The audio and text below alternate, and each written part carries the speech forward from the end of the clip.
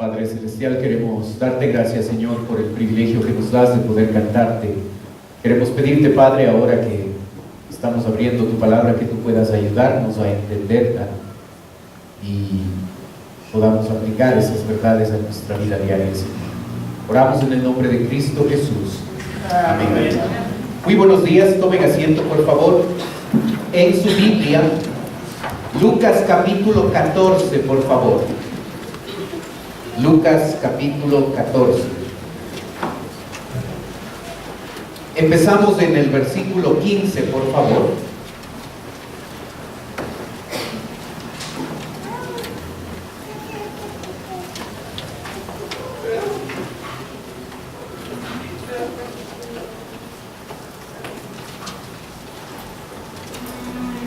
Lucas capítulo 14, versículo 15. La Biblia dice: oyendo esto, uno de los que estaban sentados con él a la mesa le dijo: bienaventurado el que coma pan en el reino de Dios. Entonces Jesús le dijo: un hombre hizo una gran cena y convidó a muchos. Y a la hora de la cena envió a su siervo a decir a los convidados: venid, que ya todo está preparado.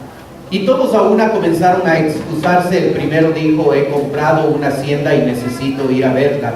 Te ruego que me excuses. Otro dijo: he comprado 5 yuntas de bueyes y voy a probarlos. Te ruego que me excuses. Y otro dijo: acabo de casarme, por tanto no puedo ir. Vuelto el siervo hizo saber estas cosas a su señor. Entonces, enojado, el padre de familia dijo a su siervo: ve pronto por las plazas y las calles de la ciudad y trae acá a los pobres, los mancos, los cojos y los ciegos. Y dijo el siervo: señor, se ha hecho como mandaste y aún hay lugar. Dijo el Señor al siervo: ve por los caminos por los vallados y fuérzalos a entrar, para que se llene mi casa, porque os digo que ninguno de estos, de aquellos hombres que fueron convidados, gustará de mi cena. Como usted puede ver en la siguiente diapositiva, usted puede observar cómo se entendían las bodas para los judíos de ese tiempo. Para el judío de ese tiempo, una gran cena o una boda, en verdad tenía 3 partes, y ahí en la diapositiva usted puede observar. Para nosotros los creyentes, lo que nos espera es lo que usted ve ahí, las bodas del Cordero. Una celebración que va a incluir solamente a los creyentes de esta época de la iglesia. En la parte derecha, a su derecha, en la esquina inferior, usted ve que dice cenas del Cordero. Es una cena diferente a las bodas del Cordero, porque incluye no solo a la iglesia, sino también incluye a todo creyente judío y gentil de todos los tiempos que va a darse cita a ese momento. Esa celebración va a extenderse a un periodo de 1000 años, lo que nosotros conocemos como el milenio. Así es que el texto que acabamos de leer está relatando una celebración que en verdad todavía nosotros no la tenemos. Está en el futuro, después de la tribulación, después de la segunda venida de Cristo. Ese evento se va a dar. Así es que primariamente hablando, el texto habla de algo que todavía no ocurre. Nosotros sí podemos sacar enseñanza aplicable para nuestro día, pero debemos recordar que el texto bíblico está relatando un evento que va a suceder en el futuro. Como usted puede ver, las bodas tenían que cumplir 3 pasos, tenían tres elementos importantes. La primera de ellas, como ve, está en la cruz de Calvario, y la razón es porque 2 Corintios nos dice: yo los he comprometido en casamiento con un solo esposo, Cristo, y quiero presentarlos ante él puros como una virgen. La celebración de bodas incluía primeramente un pacto que no era hecho por los esposos, en verdad era hecho por los padres. Los padres, cuando los niños eran pequeños todavía, tomaban la decisión de quién se va a casar con quién. Así es que una familia decía: mi hija, pequeñita se va a casar con tu hijo. Así es que cuando eran niños hacían un pacto los papás. Nosotros podemos ver de esto aún en nuestra cultura. Si usted le pregunta a su abuelo, probablemente le va a decir que los padres eran los que se encargaban de tomar la decisión de con quién me casaré, con quién voy a pasar toda mi vida. Y la celebración de bodas allí en Israel se basaba en un pacto. Interesante que el texto de 2 Corintios habla de que Jesucristo es el esposo y nosotros, la iglesia, los que hemos recibido a Cristo como Salvador, somos la iglesia y somos considerados la esposa de Jesucristo. Jesús dice: los he convertido en casamiento con un solo esposo, Cristo, y quiero presentarlos ante Él puros como una virgen. Un pacto es lo primero que se realizaba en una boda como la que nos relata el libro de Lucas 14. El segundo paso era la búsqueda. El esposo iba a la casa de la esposa para encontrarse con ella, y al encontrarse con ella le llevaba a la esposa, le llevaba a la casa del esposo. ¿Dónde vivimos usted y yo? Nosotros, la esposa. Nosotros vivimos en el planeta Tierra. El esposo, nuestro esposo, está a la diestra de Dios Padre. Esa es la casa de Él. Un día, en el arrebatamiento, el esposo vendrá por nosotros a nuestra casa, aquí a la tierra, y nos llevará a su casa, el cielo. Qué hermosa figura del arrebatamiento. Jesucristo vuelve a arrebatar a la iglesia porque el esposo que vive en la casa y en el cielo vendrá por nosotros a nuestra casa, la tierra, y nos llevará a su casa para estar la eternidad. Un tercer elemento de estas bodas está incluido en la celebración. La cena, la gran cena de la que se nos habla aquí, o la cena del Cordero, como se llama, es un tiempo de celebración. Para nosotros será una celebración que se alargue muchísimo y va a durar 1000 años cuando Jesucristo esté gobernando aquí en la tierra. La Biblia habla de bodas del Cordero ahí en Apocalipsis 19, una referencia a que usted y yo estaremos ahí en el cielo celebrando con nuestro Creador un momento de bodas, un momento de celebración. La Biblia habla en Mateo 22 de la cena del Cordero, que es una celebración no solo para la iglesia, no solo para nosotros, sino para todo aquel en cualquier momento de la historia que haya recibido a Cristo como Salvador personal, y será después de la segunda venida de Cristo. Así es que, teniendo en mente de lo que estamos hablando, estudiemos Lucas capítulo 14. Lo que primero observamos en el versículo 15, por favor, dice: oyendo esto, uno de los que estaba sentado con él a la mesa, le dijo: bienaventurado el que coma pan en el reino de Dios. Así empieza esta parábola.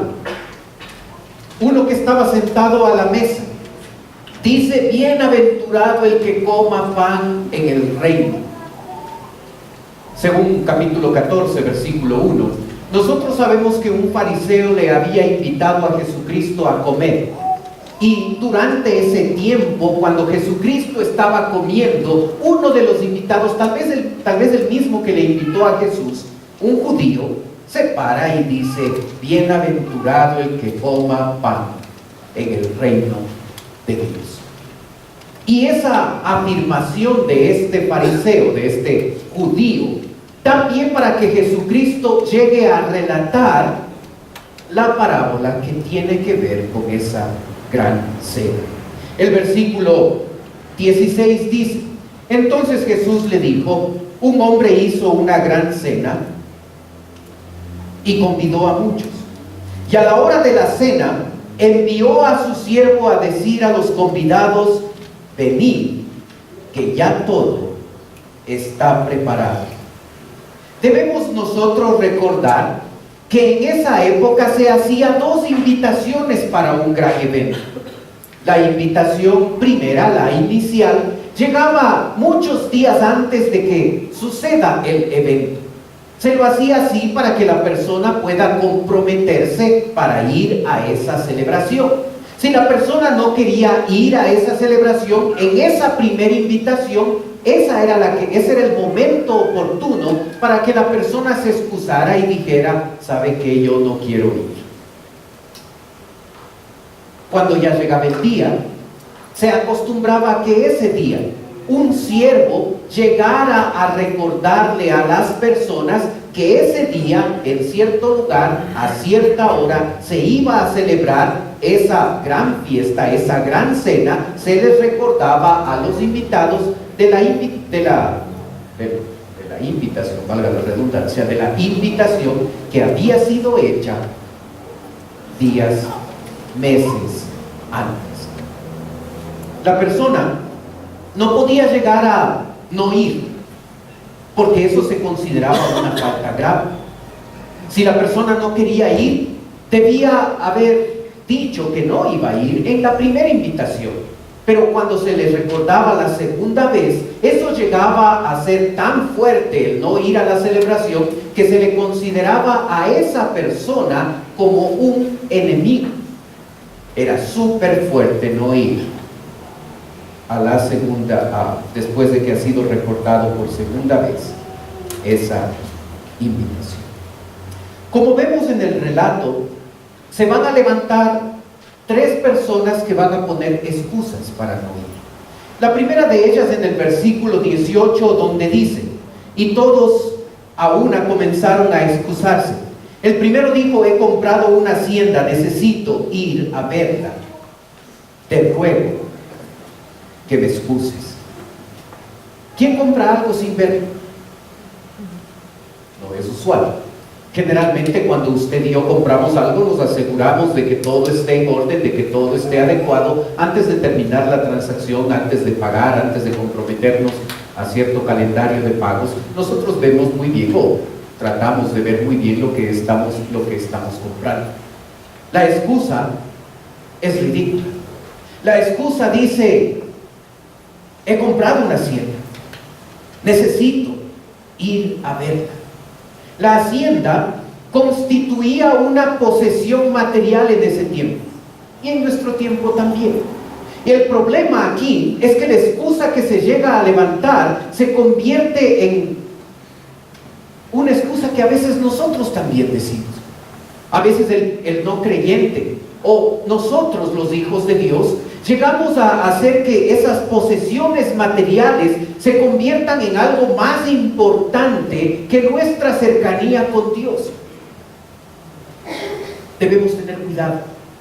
No tenía nada de malo comprar una hacienda, pero cuando la hacienda se convierte en un obstáculo en nuestra relación con Dios, cuando alguna posesión material llega a ser tan importante que demanda el mejor tiempo, la mejor energía, los mejores recursos que usted y yo deberíamos estar dando a nuestro Señor, esa posesión material se ha convertido en un obstáculo. Algunos creyentes podemos caer en esto. Algunos creyentes, enfocando mal nuestra vida, llegamos a dar una excesiva importancia a esa posesión material por la que luchamos, por llegar a tener esa casita propia o ese carro o cualquier otra posesión material. Enfocamos tanto la vida, las energías, el tiempo, nuestros dones, nuestros talentos, que nos olvidamos que nuestro Señor debe ser la prioridad en nuestra vida. ¿Cuántas veces las posesiones materiales han hecho que nosotros nos alejemos de Dios?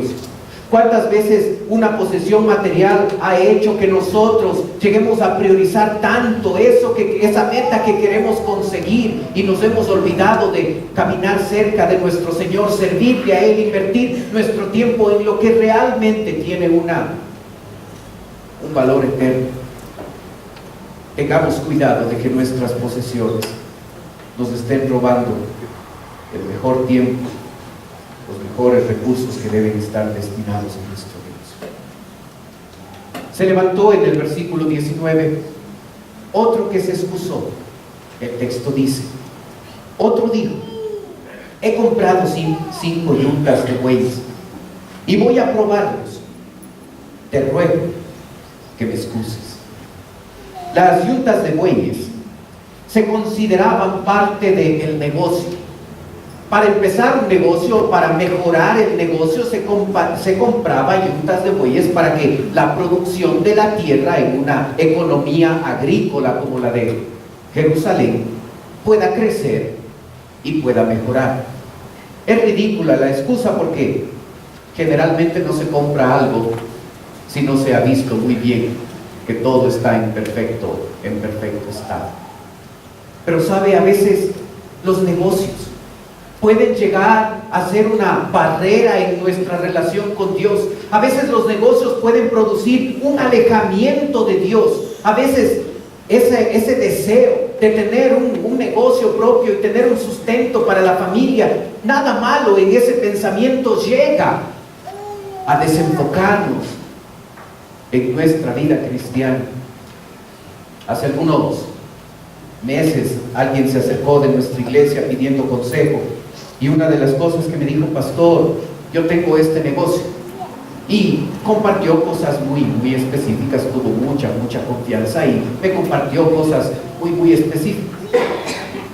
Se oía muy bien el negocio, parecía buena idea, parecía que yo debía decirle al hermano: ¿sabe qué? Seamos socios, porque se escuchaba muy bien la cosa. El único detalle inapropiado, y es lo que yo le dije al hermano, es que todo el tiempo que iba a requerir ese negocio era el tiempo para servir al Señor. Esa persona iba a tener que dejar de estar involucrado en iglesia, iba a tener que dejar el día domingo venir y congregarse en iglesia, porque el negocio iba a funcionar también el domingo.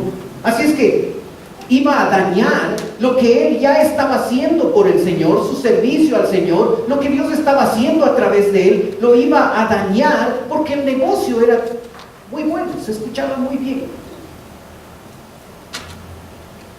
Hermano, cuando usted y yo vamos a tomar una decisión de meternos a un negocio, no debemos dañar lo que Dios ya está haciendo en nuestra vida. No debemos afectar nuestro servicio al Señor, no debemos ponerle a Él a un lado, porque Él entenderá que el negocio se presenta una sola vez y debemos involucrarnos y debemos hacer. El negocio no tenía nada malo, pero cuando el negocio, algo bueno, se convierte en un obstáculo en mi vida espiritual, cuando voy a dañar lo que Dios está haciendo en mi vida, algo bueno se ha convertido en un problema. El verso 20 nos habla de una tercera excusa. El texto dice: y otro dijo, acabo de casarme y por tanto no puedo ir. Yo me pregunto, ¿por qué no le llegó a la esposa? ¿Por qué la esposa se convirtió? ¿Por qué el cónyuge se convirtió en un obstáculo? Y sabes, para los jóvenes, yo oro por los jóvenes de la iglesia. Yo deseo que tú te cases con un buen creyente, con una buena creyente. Yo oro porque algún día se haga realidad el milagro. Yo oro por ti. Funcionó mejor el chiste en el primer culto, pero está bien. Yo oro por ti. Pero sabes, el criterio a través del cual tú buscas un cónyuge debe ser un criterio bíblico. No debe ser los criterios que utiliza el mundo para escoger. No basta con que tu cónyuge sea cristiano, es el primer requisito, pero no basta. Pero a veces el cónyuge puede ser una barrera en tu vida. Cuando te equivocas en escoger la persona adecuada, esa persona puede convertirse en un obstáculo en la vida espiritual. Hermano, lo he visto decenas de veces en nuestra iglesia. Lo he visto como gente que estaba encaminada para ser misionero, para ser misionera, escogió mal a su cónyuge y escogieron aún a algunos de ellos cristianos. Y ese llamamiento que Dios hizo en la juventud no se cumplió. Debemos tener cuidado con que la familia llegue a ser un impedimento, con el cónyuge o los hijos lleguen a ser un impedimento en mi vida cristiana, que ellos hagan que me aleje de mi relación con Dios en vez de acercarme más a Él.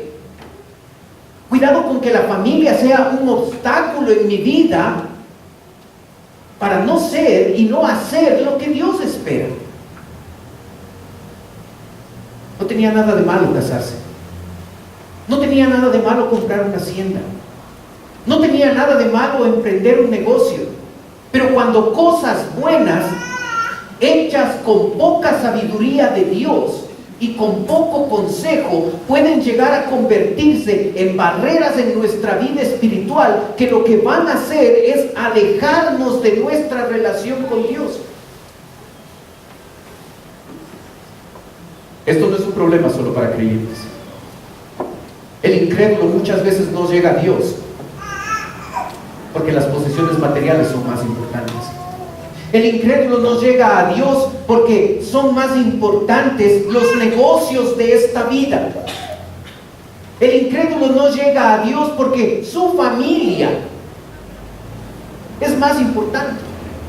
Y es más importante tomarme un domingo en la mañana para salir en familia a hacer cosas que mi familia necesita. Y como el domingo no es prioridad, entonces no importa.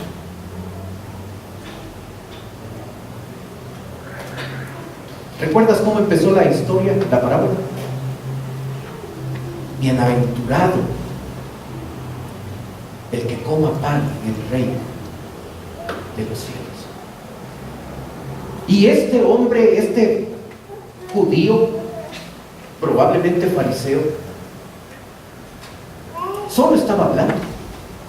Porque cuando llegó el momento de ir a esa gran celebración que Dios estaba planeando y que Dios tiene planeado para el futuro, encontró todo tipo de pretexto para no ir a la cosa más importante que Dios estaba preparando para el pueblo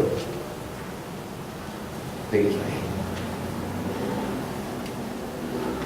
No era costumbre, por falta de invitados, llegar a cancelar la celebración. Así es que a este hombre del relato, que está simbolizando a Dios el Padre, cuando su siervo le llega a decir: ¿sabes qué? Los invitados, los que tenían el honor de llegar a esta cena, el pueblo judío en primera instancia, que no quieren ir a la celebración, entonces vamos a buscar a otros invitados. Y el versículo 21 nos empieza diciendo: vuelto el siervo hizo saber estas cosas a su señor. Entonces, enojado, el padre de familia dijo a su siervo: ve pronto por las plazas y las calles de la ciudad y trae acá a los pobres, los mancos, los cojos y los ciegos.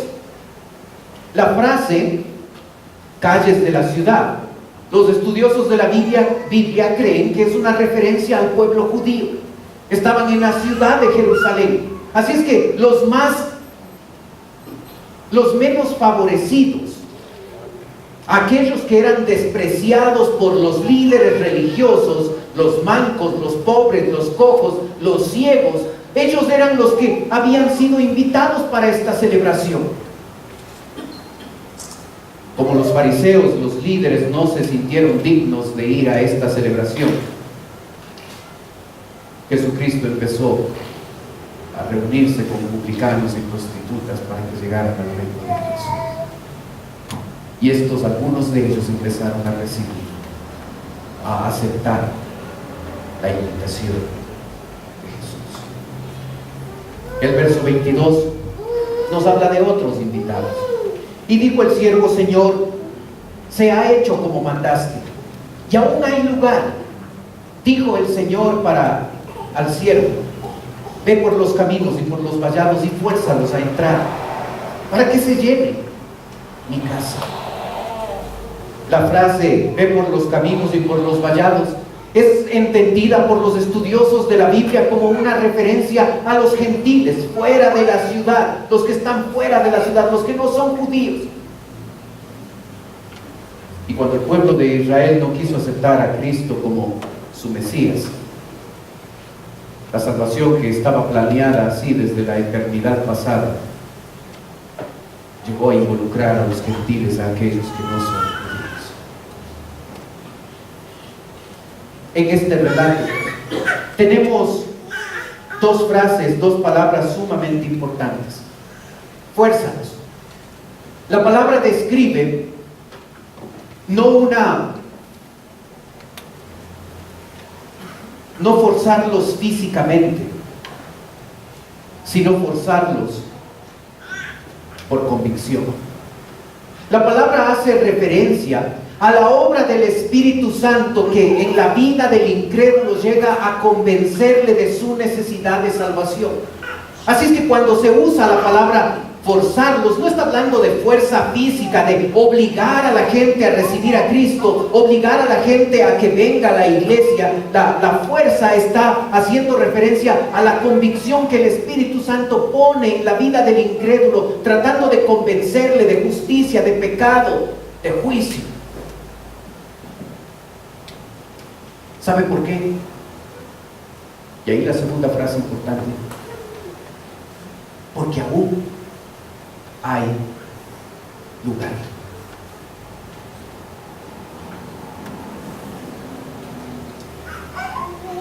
Tú y yo como creyentes debemos recordar que aún hay lugar. Hermano, nuestro Salvador no vuelve por nosotros, porque todavía hay lugar. Porque tú y yo necesitamos tomar en serio nuestra responsabilidad y privilegio de compartir el Evangelio, porque todavía hay lugar. No solo en nuestra iglesia, en el mundo. Todavía hay gente que no conoce de Cristo. Todavía los que van a ser salvos no han sido salvos. Todavía la gente que va a conocer de Cristo todavía no lo ha hecho, todavía hay trabajo, todavía hay lugar. La casa de Dios no está llena. La gente que va a recibir a Cristo todavía puede escuchar de Él. Así es que tú y yo necesitamos reenfocar nuestra vida.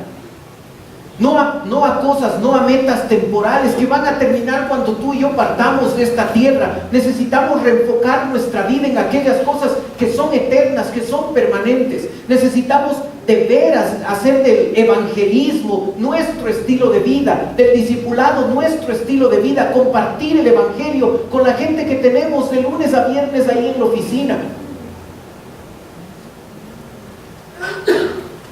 ¿Sabes por qué? Porque todavía hay lugar.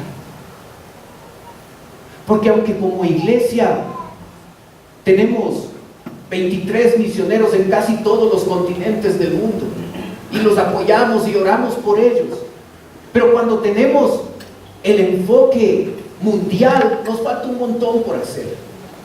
No basta con 23 misioneros, no basta con lo que hemos hecho, nos hace falta un montón por hacer. Este no es trabajo del pastor.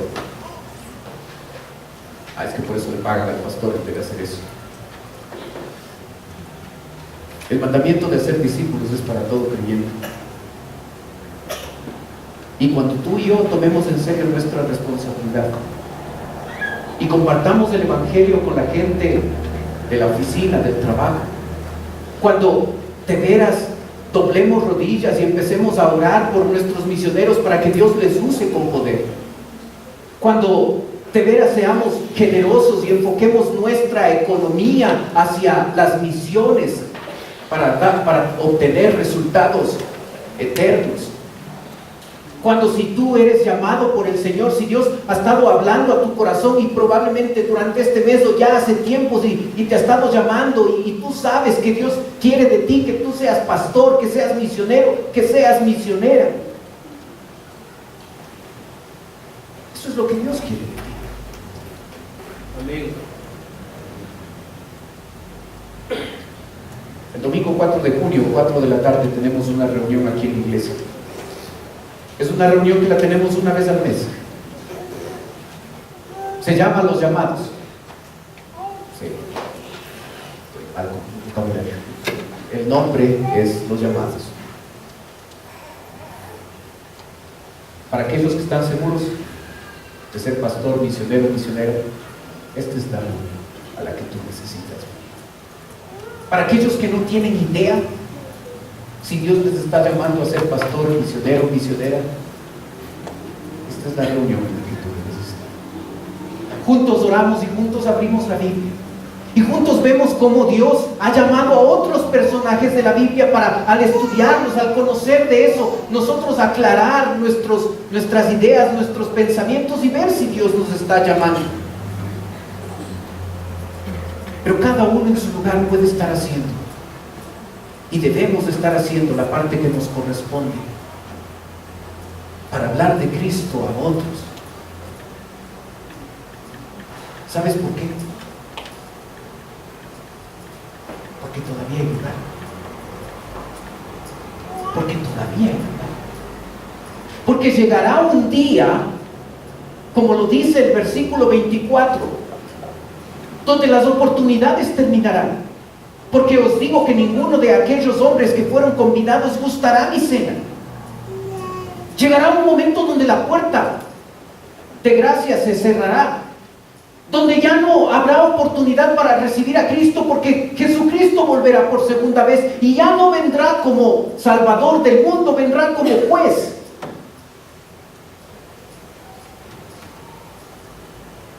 Un día la puerta se va a cerrar. Y yo quiero preguntarte, amigo que nos visitas, ¿has recibido a Cristo como Salvador? ¿Le has invitado a Jesucristo a tu vida? ¿Has hecho de Él tu Salvador personal?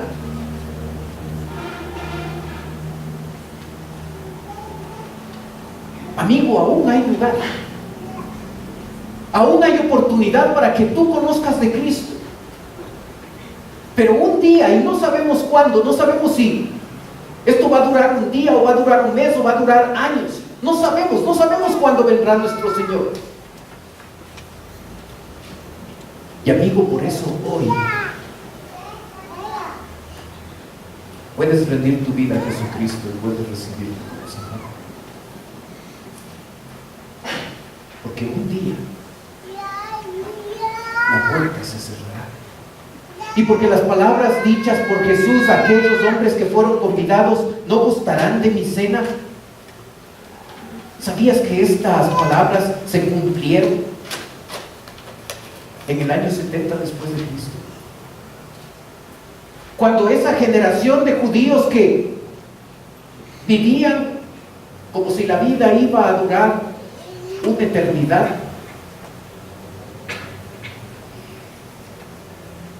vino un gentil con un gigantesco ejército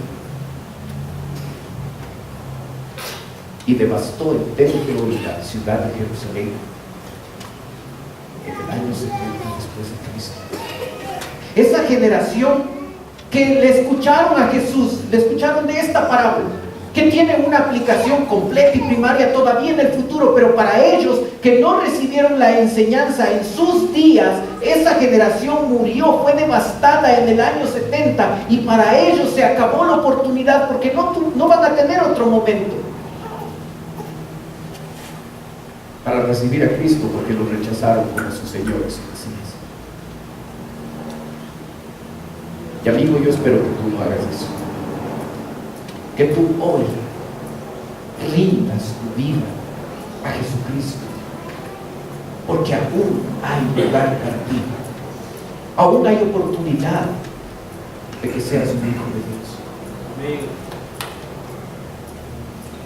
Creyente, tú y yo necesitamos comprometernos con nuestro Dios a hacer de las misiones una prioridad en nuestra vida. Hermano, todavía hay lugar. Todavía hay espacio para que otro incrédulo llegue a conocer de Cristo. Todavía tú y yo tenemos oportunidad de ir el día lunes allá a la oficina y hablar de Cristo a esa persona que todavía no le conoce. ¿Te has dado cuenta que en el cielo no vamos a poder evangelizar? No va a ser necesario. Todos los salvos estarán ahí. No habrá incrédulos. Los incrédulos estarán en el infierno sin oportunidad. Este es el tiempo. Este es el momento para hablar de Cristo.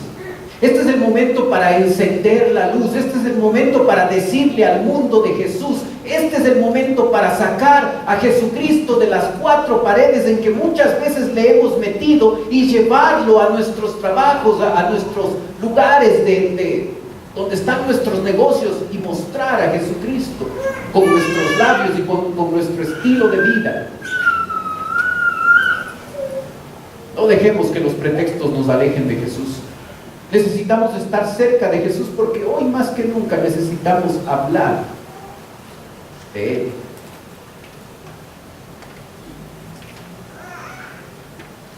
Si tú eres un buen lector de libros cristianos, el nombre D.L. Moody, un predicador de hace muchos años, te va a ser muy familiar. El 23 de noviembre de 1899, Moody predicó este mismo mensaje que estoy predicando hoy, Lucas 14. Lo hizo en el auditorio cívico de Kansas City.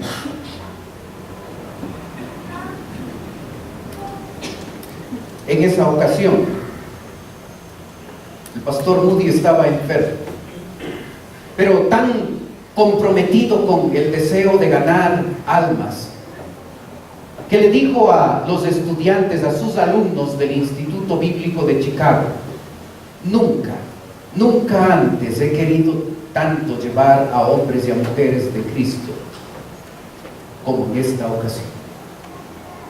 Mientras hablaba, sintió una punzada tremenda en el pecho. Tuvo que apoyarse en el órgano de la iglesia para no caerse. Finalmente Moody terminó el mensaje. 50 personas conocieron de Cristo ese día. Pocas horas después regresó a su casa, y un mes más tarde D.L. Moody murió. Siempre trató de forzar a la gente para que reciba a Cristo. Y tú ya sabes, no es forzarles físicamente, es depender del Espíritu Santo para que Él les convenza de verdad. Hasta el final les forzó a aceptar a Cristo. ¿Sabes por qué?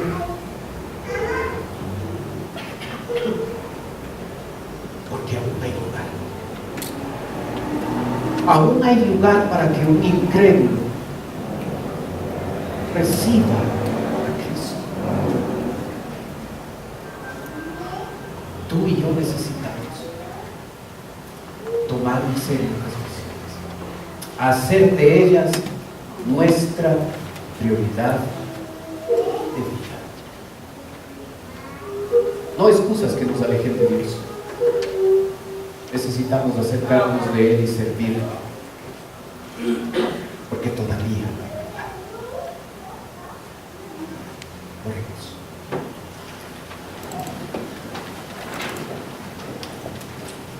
Padre Celestial, te damos gracias, Señor, por tu palabra.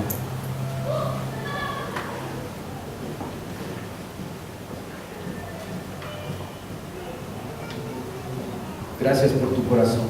Gracias por tu deseo. De que todos procedan al arrepentimiento y que ninguno perezca. Ayúdanos, Padre, a tener tu corazón,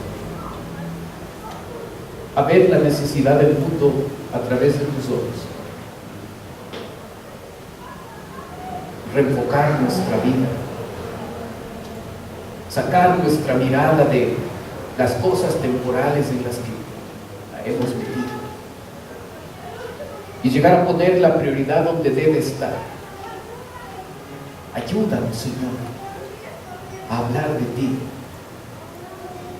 Ayúdanos a orar por los misioneros. Ayúdanos a apoyarles cada vez más generosamente. Ayúdanos a responder a tus llamados si eso es lo que estás haciendo con nosotros. Ayúdanos a ser obedientes, a dejar las excusas y hacer lo que tú esperas de nosotros. Pedimos tu bendición. Mientras usted sigue orando, por favor. Puede ser que esta mañana usted nos está visitando por primera vez. Y si ese es el caso, y usted dice, pastor, yo vengo por primera vez, yo quisiera que usted ore por mí. Si ese es su caso, usted puede levantar un ratito su mano. Con eso me está diciendo, vengo por primera vez, ore por mi pastor. ¿Hay alguien así esta mañana? Veo su mano, gracias. Bájela nada más. ¿Alguien más por primera vez con nosotros? Gracias, veo atrás sus manos también. ¿Alguien más por primera vez con nosotros?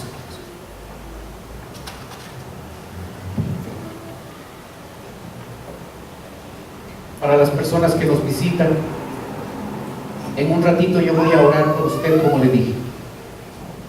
Quisiera ofrecerle algo más, totalmente voluntario, no se sienta presionada, no se sienta presionado.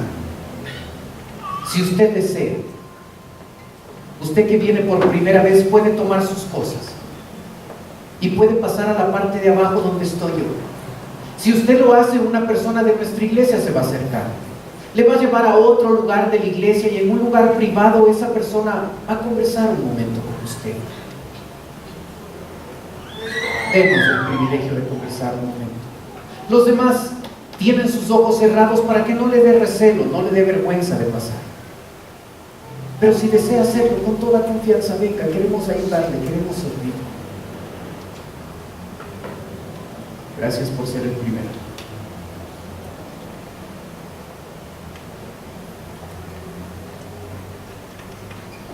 Venga nomás.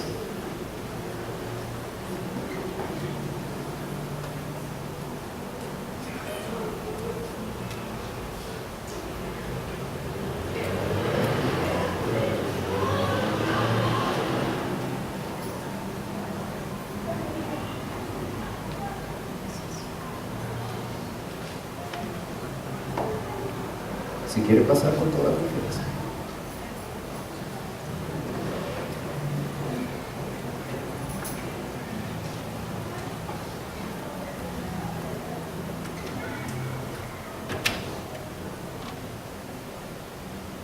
Padre Celestial, te doy gracias por las personas que nos visitan.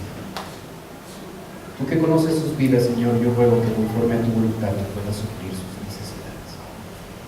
Te pido, Padre, por aquellos que en este momento están escuchando el mensaje de salvación. Te ruego que hoy sea ese día que ellos te reciban como Señor.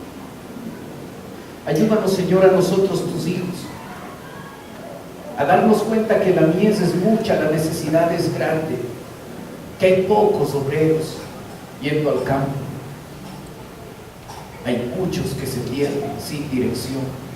Hay muchos que vagan por este mundo como ovejas sin pastor. Ayúdanos a nosotros, tus hijos, a decirte a ti, heme aquí, envíame a mí.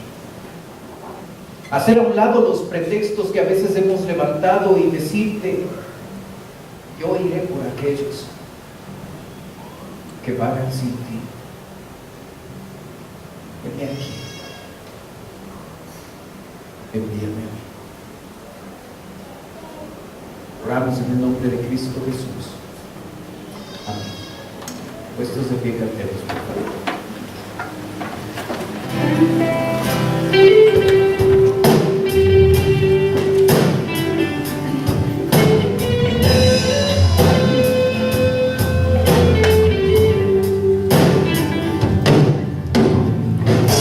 También se escucha, hay gran necesidad, y pocos obreros al campo van.